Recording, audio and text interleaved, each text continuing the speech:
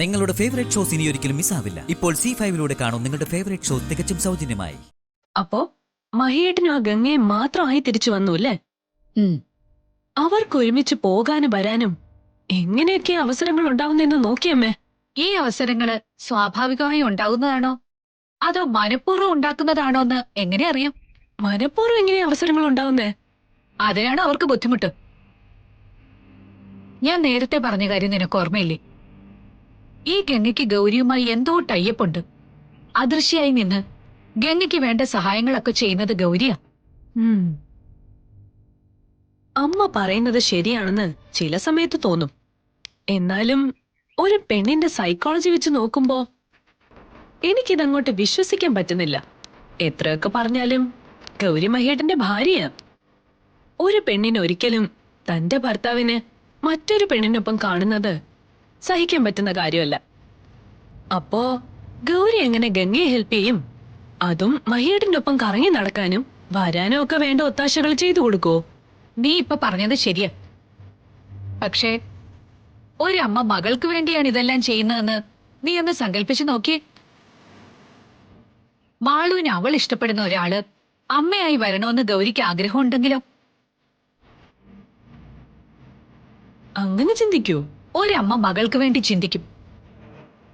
നിനക്ക് വേണ്ടി ഞാൻ എന്തൊക്കെ ചെയ്യുന്നു അത് വെച്ച് നോക്കുമ്പോ ഗൗരി ചെയ്യുന്നത് എത്രയോ നിസ്സാര കാര്യമാ. അപ്പൊ ലോകത്തിലെ ഏറ്റവും വലിയ പോരാളി അമ്മ തന്നെയാണെന്ന് പറയുന്നത് ശരിയാണല്ലേ? അങ്ങനെ എല്ലാ അമ്മമാരെയും ആ ഗണത്തിൽ കൂട്ടണ്ട. നല്ല അമ്മമാർ അങ്ങനെ തന്നെയായിരിക്കും. അങ്ങനെ ഗംഗയ്ക്ക് ഗൗരിയുടെ സഹായം കിട്ടുന്നുണ്ടെങ്കിൽ അത് ഇന്നത്തോടെ തീരും. ഇന്ന് പൗർണമിയല്ലേ?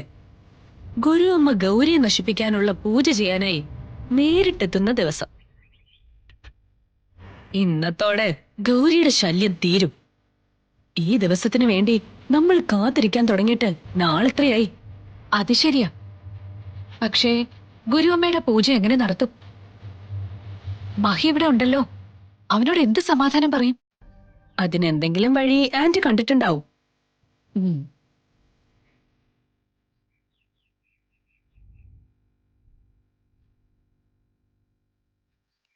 നാത്തൂനെ, ഗുരുവമ്മ ഇന്ന് പൂജയ്ക്ക് വരുന്ന ദിവസമല്ലേ? മഹി ഇവിടെ തന്നെ ഉണ്ടല്ലോ, എന്ത് ചെയ്യും? അതിനുള്ള വഴിയൊക്കെ ഞാൻ കണ്ടെത്തിയിട്ടുണ്ട്. മഹി ഇന്ന് വൈകുന്നേരത്തെ ഫ്ലൈറ്റിന് കോയമ്പത്തൂർക്ക് പോവും. കോയമ്പത്തൂർക്കോ? ഇന്ന് അവിടെ ഒരു മീറ്റിംഗ് ഉണ്ട്. അവൻ പോകുന്നില്ല എന്ന് കരുതിയിരുന്നതാ. ഞാൻ വേണ്ട രീതിയിൽ ഉപദേശിച്ചപ്പോ അവൻ പോവാന്ന് സമ്മതിച്ചു. ഹോ, ഇപ്പോഴാ സമാധാനമായത്. രേഷ്മ അജിത്തും കൂടി അജിത്തിന്റെ വീട്ടിലേക്ക് പോയതുകൊണ്ട് അവരെ കൊണ്ട് പ്രശ്നമൊന്നും ഉണ്ടാവില്ല. രാഹുലും കൂട്ടുകാരുടെ കൂടെ കറങ്ങാനായിട്ട് പോയിട്ടുണ്ട്. ഇനി അവൻ എപ്പോ തിരിച്ചു വരുന്നുള്ളത് ദൈവത്തിനറിയാം. എന്തായാലും ഇന്ന് തിരിച്ചു വരില്ലെന്നുള്ളത് ഉറപ്പാ. എല്ലാം കൊണ്ടും സാഹചര്യങ്ങൾ അനുകൂലമാണ്. എന്തെങ്കിലും പറഞ്ഞ് ഗംഗയും മാളുവിനെയും നേരത്തെ ഉറങ്ങാൻ അയക്കണം. സീമയെ നേരത്തെ പറഞ്ഞുവിടണം. ശരി.